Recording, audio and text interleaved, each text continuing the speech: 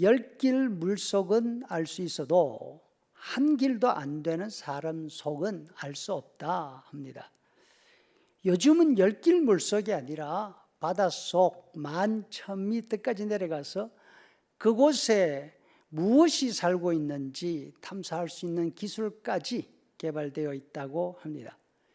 깊은 바다 심해 탐사를 먼저 시작한 나라는 영국이었다고 합니다.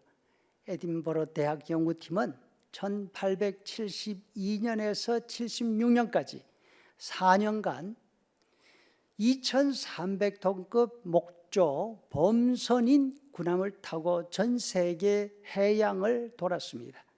해류와 해수 온도, 바다 생물들을 탐사했는데 해저 7,000m까지 도달했습니다.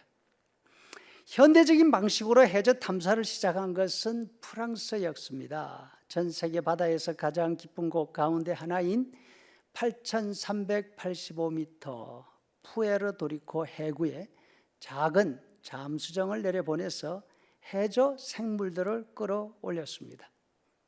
지난 2018년에는 월가의 억만장자 베스코보라는 사람이 3주간 동안 4번이나 심해 잠수를 시도했습니다.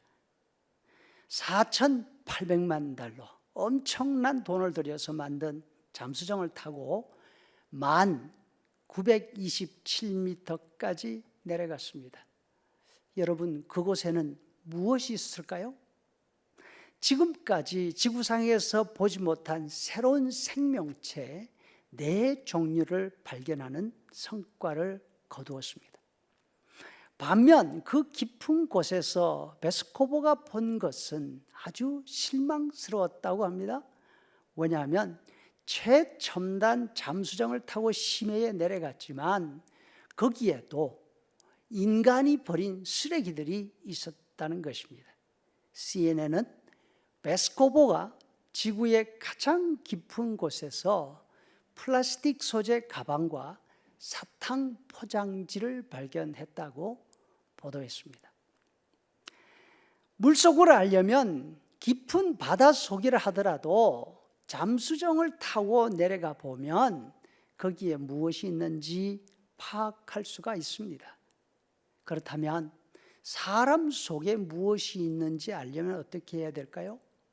아, 해봐 하고 입 벌리게 하면 그 속을 알 수 있을까요? 시커먼 목구멍 외에는 보이지 않을 것입니다.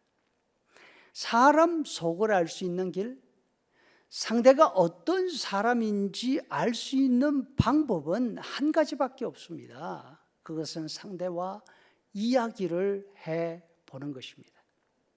30절 말씀에 보니까 제자들이 말합니다. 우리가 지금에야 주께서 모든 것을 아시고 또 사람의 물음을 기다리시지 않는 줄 아나이다. 다시 말하면 우리가 이제 예수님이 어떤 분이신지 알겠습니다. 예수님은 다른 사람에게 물어볼 필요도 없이 모든 것을 다 아시는 분이십니다. 그래서 우리가 예수님을 믿습니다. 참으로 엄청난 고백입니다.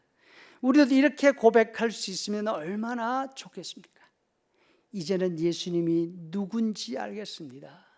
예수님은 물어볼 필요도 없이 내 형편, 내 생각, 내 고민 그걸 다 알고 계시는 거 내가 이제는 알겠습니다. 예수님을 믿는 우리가 예수님과의 관계에서 이 단계까지 이르려면 어떻게 해야 될까요?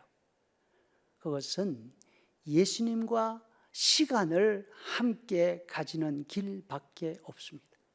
예수님께 묻고 예수님이 하시는 말씀을 듣고 하는 길입니다.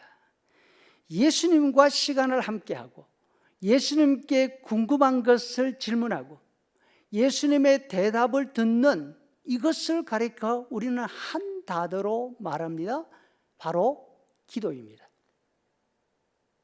우리는 시간을 내서 기도하는 일을 통해서 예수님을 알게 됩니다. 하나님을 알게 됩니다. 사람이 사람을 알 수 있는 길은 함께하는 방법뿐이지 않습니까? 가족이라 하더라도 함께하는 시간이 없다면, 한 집에 산다 하더라도 대화할 기회가 없다면 서로가 알 수 없습니다. 사랑하는 관계에 있는 사람들이라 하더라도 서로 말을 나눌 수 있는 기회가 뜸해지면 서로를 이해하는 수준도 떨어지게 되어 있습니다. 성도 여러분, 기도는 하나님과 함께 하는 시간입니다. 기도는 하나님에게 우리의 심정, 우리의 안타까움, 우리의 궁금한 것과 원망이 있다면 원망까지 말씀드리는 시간입니다.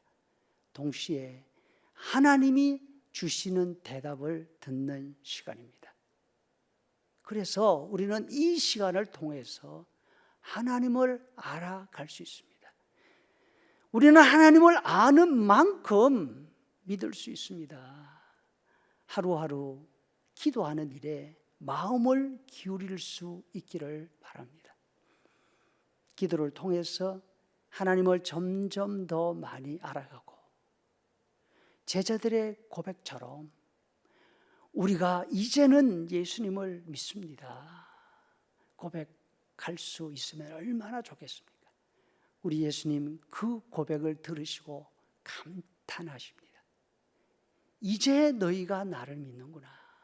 이제 너희가 믿는구나. 그래, 내가 세상을 이겼으니까 나를 믿는 너희도 세상을 이기는 사람이 될 테니까 어떤 환경 가운데 있다 하더라도, 환난을 당한다 하더라도 담대하라 말씀하십니다.